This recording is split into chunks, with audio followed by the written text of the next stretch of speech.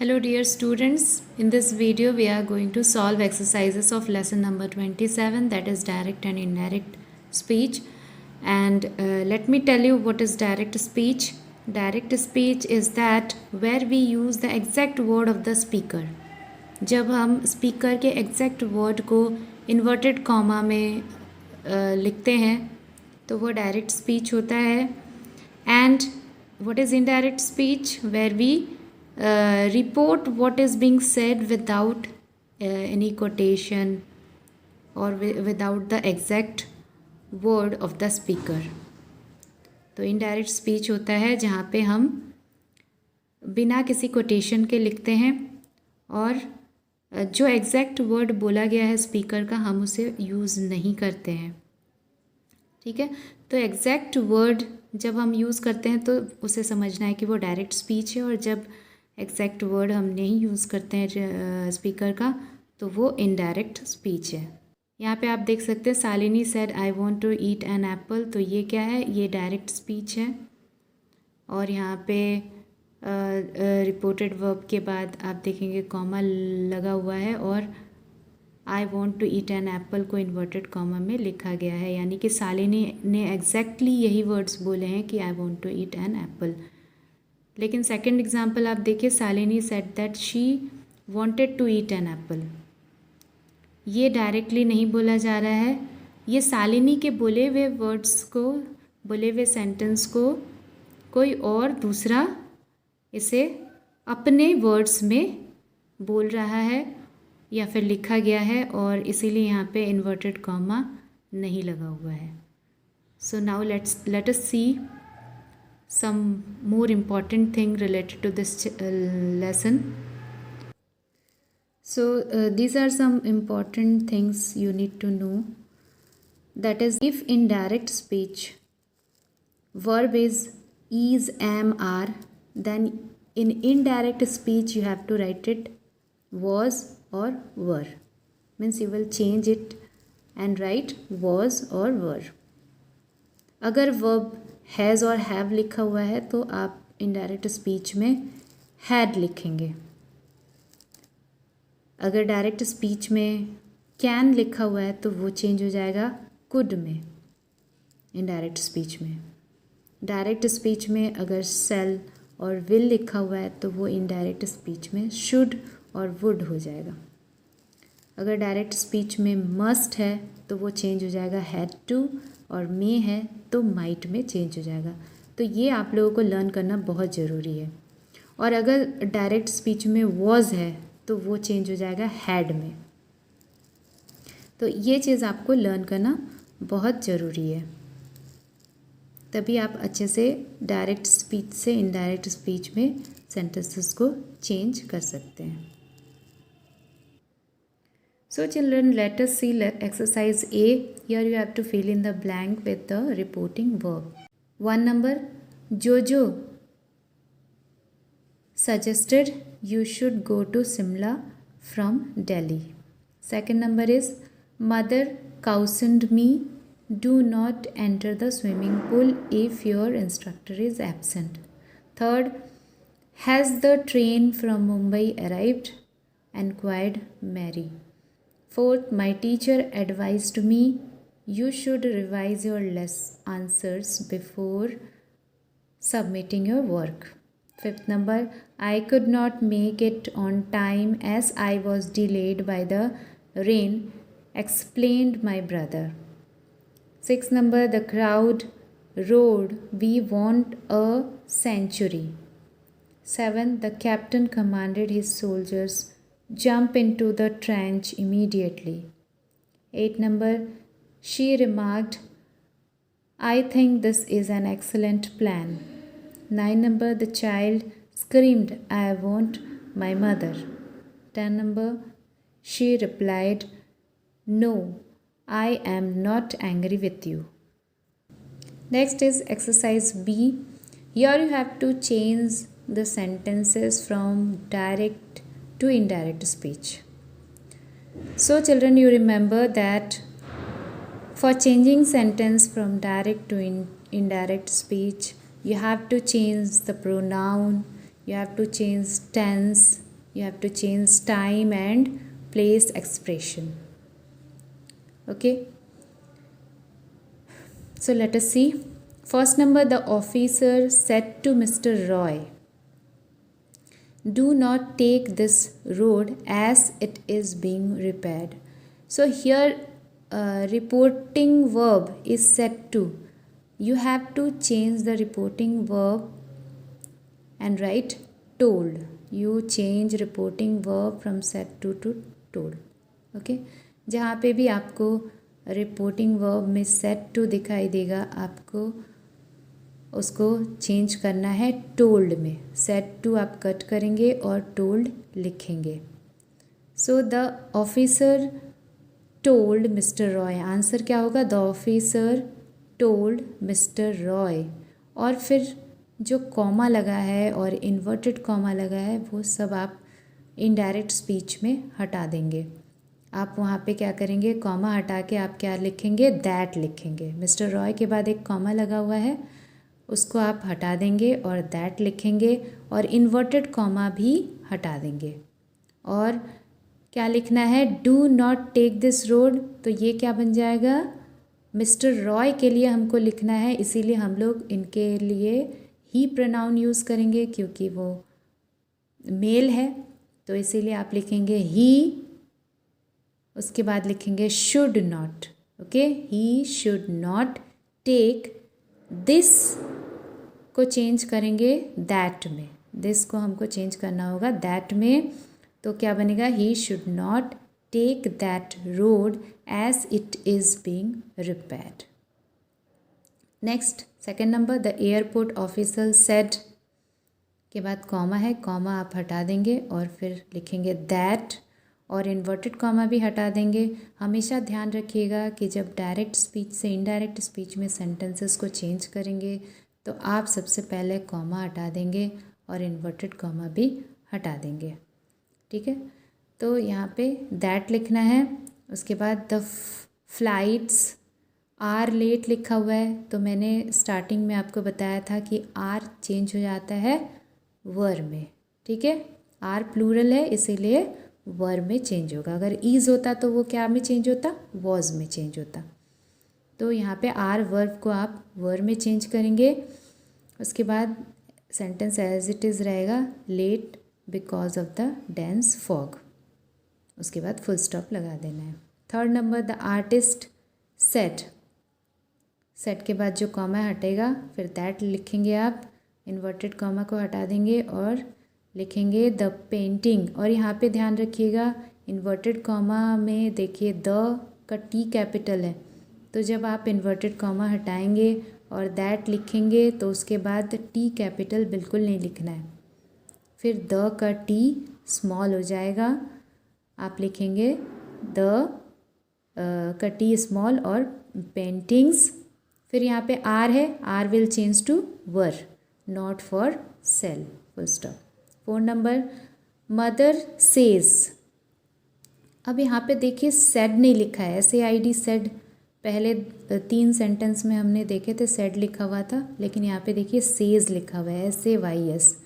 तो ये यहाँ पे आपको ध्यान देना है कि जब भी आपके रिपोर्टिंग स्पीच में रिपोर्टिंग वर्ब जो है वो अगर वहाँ पे सेज लिखा हुआ है या विल से लिखा हुआ रहेगा या फिर हैज़ सेड लिखा हुआ रहेगा, तब आप जो इनडायरेक्ट स्पीच में जब उसे चेंज करेंगे तो वहाँ पे जो उसके आगे का जो सेंटेंस है इन्वर्टेड कॉमा में उसको बिल्कुल भी चेंज नहीं करेंगे. ठीक है, तो यहाँ पे जैसे मदर सेज लिखा हुआ है, ठीक है, तो सेज के बाद जो कॉमा लगा है उसको हटाना है सिर्फ और दैट लिखना है उसकी जगह पे. और जो सेंटेंस है एज इट इज़ आपको लिख देना है, Simi is going to Delhi. लेकिन ध्यान रहे कि डायरेक्ट स्पीच में वो इन्वर्टेड कॉमा में लिखा हुआ है, इनडायरेक्ट स्पीच में आप उसे उस इन्वर्टेड कॉमा को हटा देंगे. ठीक है, तो mother says that Simi is going to Delhi. वैसे ही बाकी अगर विल से भी लिखा रहेगा तो भी जो इन्वर्टेड कॉमा में जो सेंटेंस रहेगा वो एज इट इज़ आपको लिख देना है। अगर हैज़ सेड लिखा रहेगा तो भी इन्वर्टेड कॉमा में जो सेंटेंस आगे में लिखा रहेगा डायरेक्ट स्पीच में, उसे as it is indirect speech में लिख देना है दैट लगा के। ठीक है। Now number 5, Amrita said. फिर अमृता सेड लिखा हुआ है, इसीलिए सेड के बाद कॉमा हटाएंगे, दैट लिखेंगे। मिस्टर सिंह एन्जॉयस, एन्जॉयस है सिंपल पास्ट, सिंपल प्रेजेंट में लिखा हुआ है ये सेंटेंस, मिस्टर सिंह एन्जॉयस। तो ये एन्जॉयस को आप कट करोगे और यहाँ पे एन्जॉयड लिखोगे, क्योंकि जो सिंपल प्रेजेंट में जो सेंटेंस होता है उसको हम सिंपल पास्ट में चेंज करते हैं इनडायरेक्ट स्पीच में। अगर डायरेक्ट स्पीच में सिंपल प्रेजेंट में सेंटेंस है तो उसे हम सिंपल पास्ट में चेंज करते हैं जब इनडायरेक्ट स्पीच हम बनाते हैं। तो यहाँ पे एन्जॉयस को कट करेंगे आप, एन्जॉयड लिखेंगे और फिर गुड हेल्थ, फिर full stop. 6 number, she says, फिर से सेज आ गया तो सी सेज है, वहाँ पे डायरेक्ट आप दैट लिखेंगे और जो लिखा हुआ है एज इट इज़ लिख देंगे sentence. The aged in the city are insecure. और ये ध्यान रखिएगा कि द जो कैपिटल में टी लिखा है उसको स्मॉल करना होगा। 7 number, the architect said to the owner, तो यहाँ पे सेट टू टोल्ड आप लिखेंगे सेट टू की जगह पे, फिर दैट लगाएंगे। The carpenter had done a good job. 8 number, the owner of the mansion said that the building needs repair. ये नीड्स क्या है, सिंपल प्रेजेंट है, तो सिंपल प्रेजेंट कहाँ चेंज हो रहा है, सिंपल पास्ट में, तो इसीलिए नीड्स की जगह पे नीडेड आ जाएगा। 9 नंबर, धीर सेड, फिर दैट लिखना है कॉमा हटा के। आई मे लिखा हुआ है ना, तो धीर के लिए, धीर बॉय है इसीलिए हम वहाँ पे ही लिखेंगे और मे कहाँ चेंज हो जाएगा, माइट में। ठीक है, जो पहला बॉक्स में मैंने आपको दिखाया था मे माइट में चेंज होता है, तो यहाँ पे माइट में चेंज करेंगे और फिर एज इट इज़ सेंटेंस लिख देंगे। 10 number, the manager said, comma हटेगा, फिर दैट लिखेंगे आप। द शेफ हैज़ कहाँ चेंज होगा, हैड में। ठीक है, यानी कि पास्ट प्रेजेंट परफेक्ट में सेंटेंस अगर डायरेक्ट स्पीच में होता है प्रेजेंट परफेक्ट में सेंटेंस, तो उसे हम जब इनडायरेक्ट स्पीच में लिखते हैं तो हम पास्ट परफेक्ट में चेंज करते हैं, तो यहाँ हैज़ हैड बन जाएगा। 11, एना सेड, कॉमा हटेगा, दैट लिखेंगे आप और एना गर्ल है इसीलिए आई की जगह पे शी लिखना होगा और कैन चेंज हो जाएगा कुड में। 12 number, the principal said, principal said के बाद कॉमा हटेगा, दैट लिखेंगे। द एग्जामिनेशन हैज़ चेंज होगा हैड में, बीन पोस्टपोन्ड। ओके स्टूडेंट, तो ये पॉइंट्स भी आपको लर्न करना बहुत ज़रूरी है। अगर डायरेक्ट स्पीच में नाउ लिखा है तो वो इनडायरेक्ट स्पीच में दैन हो जाएगा। दीज और this will change to that and those in indirect speech. if in direct speech here is written, then in indirect speech you will write there. Tonight will change to that night, ago will change to before, today that day, tomorrow the next day or the following day, yesterday the day before or the previous day, last night will change to the night before or the previous night, and next week will change to the following week. Now let us see exercise C. Here also you have to change the sentences into indirect speech. First one, the boy screamed.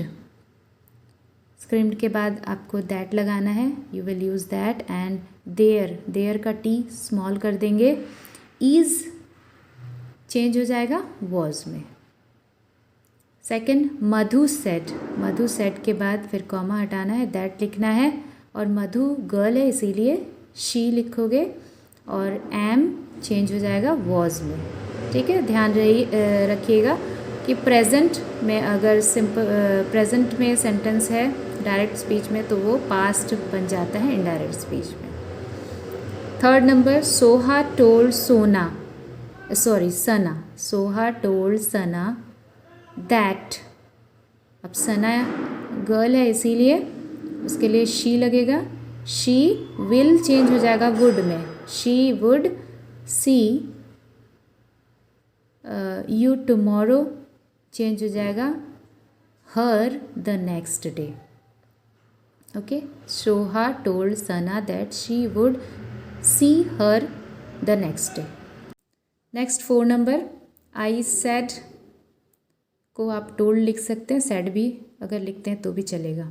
So I said और I told my mother that I was going out with my friends. और inverted comma बिल्कुल नहीं लगाएंगे indirect speech में.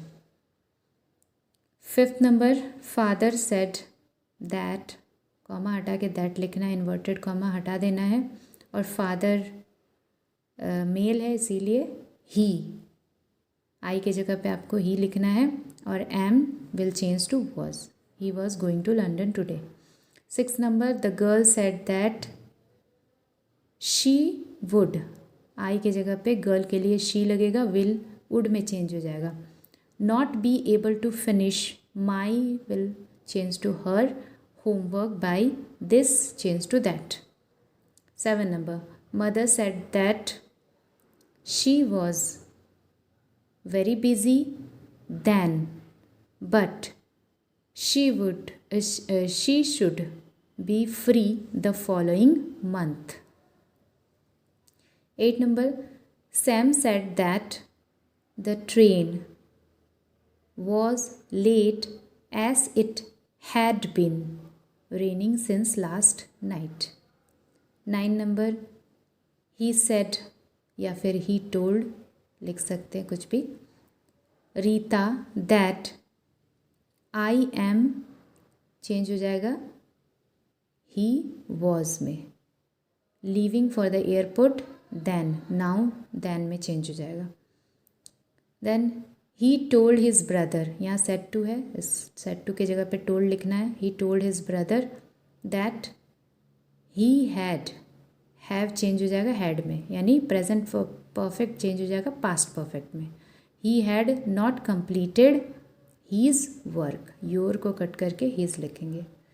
11 number, my trainer told me that I should go swimming twice a week and exercise for 2 hours every day.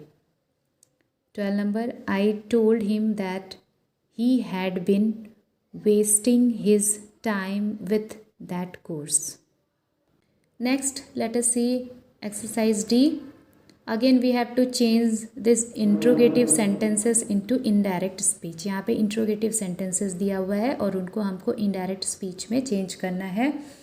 तो आप लोग एक ध्यान में रखेंगे कि जैसा हमने said to के जगह पे told लिखते थे पहले, interrogative sentences में हम said to के जगह पे told नहीं लिखेंगे, हम लिखेंगे asked या फिर enquired. ठीक है, said to के जगह पे asked लिखेंगे या फिर enquired लिखेंगे. और जहाँ पे भी क्वेश्चन जैसे कि who, what, when, ये वर्ड यानी कि WH वर्ड यूज़ हुए हैं, वहाँ पे हम कोई भी कंजंक्शन यूज़ नहीं करेंगे. और जहाँ पे ये वर्ड्स नहीं रहेंगे वहाँ पे हम कंजंक्शन यूज़ करेंगे, जो कि वेदर एंड इफ़, हम वेदर या फिर इफ़ कंजंक्शन यूज़ करेंगे जब हम सेंटेंस को डायरेक्ट स्पीच से इनडायरेक्ट स्पीच में चेंज कर रहे होंगे तब. तो चलिए एक्सरसाइज देखते हैं. 1 number, he said to the boy where are your parents. तो इसका आंसर होगा ही आस्क्ड. सेड टू के जगह पे हमको क्या लिखना है, आस्क्ड लिखना है. He asked the boy where his parents were. Second, I said to her, did you get wet in the rain? So यहाँ पे said to के जगह पे लिखना है enquired, क्योंकि हम यहाँ इंक्वायरी कर रहे हैं कि क्या तुम बारिश में भीग गई, तो इसीलिए हमको लिखना है I enquired whether she had got wet in the rain. 3rd number, the lawyer said to his client, are you sure you want to proceed with the case? तो answer will be the lawyer asked his client if he was sure he wanted to proceed with the case. Fourth number, the teacher said to the little girl, do you want me to help you, dear? Answer, the teacher asked the little girl whether she wanted her to help. Fifth, the cricketer said to the umpire, is it time for tea? Answer, the cricketer asked the umpire whether it was time for tea. The young man said to me, what have I done to deserve such bad luck? Answer, the young man asked me what he had done to deserve such bad luck. 7 number, the delegate said, where can I buy some stationery? Answer, the delegate inquired where he could buy some stationery. 8 number, the manager said to me, would you like to change your room? I said no. So answer, the manager inquired whether I would like to change my room. I replied that I would not. Next is exercise E, and here also we have to change sentences from direct to indirect speech. Imperative sentences are given in this exercise and we have to change it in indirect speech. Remember, like in a question, in interrogative sentences we were using asked and inquired in place of said. Like that, in this, while changing imperative sentences, we will use order, request, advise, asked, urged, commanded, recommended in place of said. Said की जगह पे हम urged, reminded, advised, ordered ये सारे words use करेंगे. So let's see the exercise. First, the weeping girl said. तो said की जगह पे हम लिखेंगे urged. और एक चीज़ यहाँ पे यूज़ करेंगे हम to, verb के पहले to. ठीक है, कैसे? जैसे कि यहाँ पे है the weeping girl said. said की जगह पे हम urged लिखेंगे और उसके बाद लिखेंगे the weeping girl urged her father. Okay, inverted comma हटा देंगे और कॉमा भी हटा देंगे और लिखेंगे urged her father to forgive her. ठीक है, तो यहाँ पे देखिए वर्ब है forgive और इम्परेटिव सेंटेंसेस को जब हम इनडायरेक्ट स्पीच में चेंज करते हैं तो हम टू यूज़ करते हैं, टू प्लस वर्ब लिखते हैं, यानी कि टू फॉरगिव. ऐसा हर जगह हम ऐसे ही यूज़ करेंगे, टू लगा के फिर टू लिखेंगे पहले, फिर वर्ब लिखेंगे. नेक्स्ट सेंटेंस में देखते हैं द सेक्रेटरी सेड टू. तो सेड टू को हम चेंज करेंगे, रिक्वेस्टेड लिखेंगे वहाँ पे. The secretary requested the manager to dictate slowly. यहाँ डिक्टेट वर्ब है और वर्ब के पहले हम टू लगा देंगे और फिर स्लोली लिखेंगे. Next, third number the captain said to. Said to को कट करेंगे, हम यहाँ पे लिखेंगे कमांडेड. ठीक है, क्योंकि कैप्टन कमांड देता है सोल्जर को, तो captain commanded the soldiers to leave for the war front immediately. यहाँ लीव वर्ब है, वर्ब के पहले हमने टू लगा दिया. Fourth number the doctor said to की जगह में एडवाइज्ड, क्योंकि डॉक्टर हमेशा एडवाइस देते हैं पेशेंट को.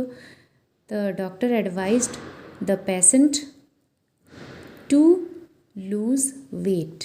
ठीक है, लूज़ वर्ब है, उसके पहले हमने टू लगा दिया. फिफ्थ नंबर देखिए, फिफ्थ नंबर में क्या है?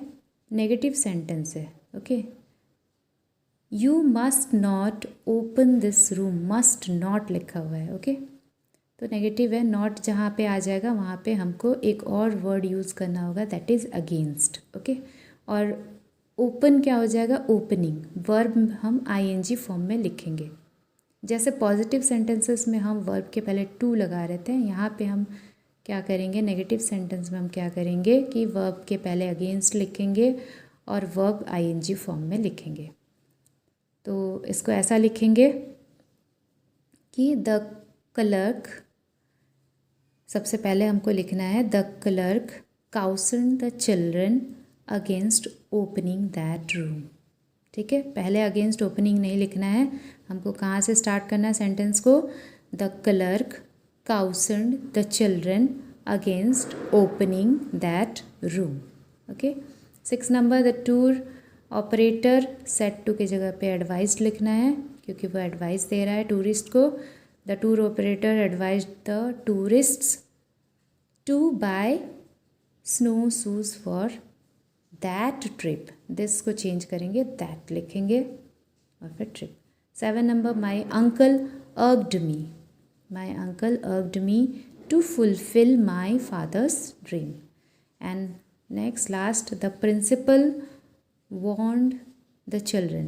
Okay, the principal warned the children against speaking to strangers. यहाँ पे भी do not है, नेगेटिव है, इसीलिए हमको लिखना है against और speak बन जाएगा speaking to strangers. Let us see exercise F. Here we have to identify the error in the sentence and we have to correct those errors. Okay, so first is the teacher said the examination will be held tomorrow. This is the question and answer given is that the teacher told the class that the examination will be held tomorrow. So यहाँ पे will be नहीं use होगा, यहाँ पे will के जगह पे would use होगा। ठीक है, जब भी हम सेंटेंस में सेंटेंस को इनडायरेक्ट स्पीच में चेंज करते हैं तो will it changes to would and tomorrow changes to the next day. Okay. Second, I said Maya you recover soon. This is question and answer is I told him to recover soon. This is a little bit wrong, so you have to write I expressed that he would recover soon. Next, 3rd number, my father said to my brother do not climb the tree. So here you have to write my father ordered, not requested, ordered my brother not to climb trees.